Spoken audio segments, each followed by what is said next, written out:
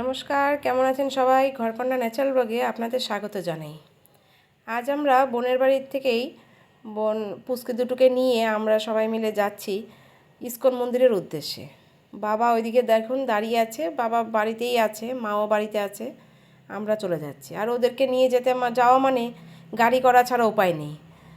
ওনারা তো আমাদের বাড়ির সবথেকে বড় মেহমান, ওদেরকে নিতে গেলে গাড়ি করেই যেতে হবে। ওদের ইসেতে আমরাও একটু গাড়ি চড়া হয়ে গেল, নয়তো আমরা টেনে টেনে যেতে হতো, মেট্রোতে করে যেতে হতো।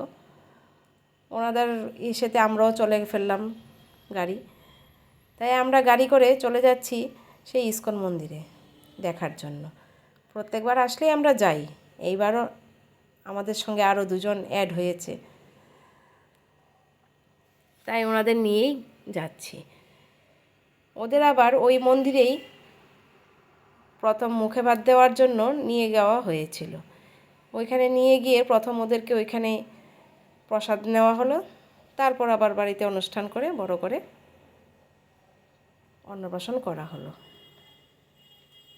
এই যখন আমরা সিঁড়ি করে উঠে চলে যাচ্ছি, মন্দিরের ভেতরে গিয়ে আর ভিডিও করা যাবে না, কিছু বলাও যাবে না, ওদের ওইখানে মানা আছে, তাই আমরা ভেতরের ভিডিওটা আর দেখাতে পারবো না।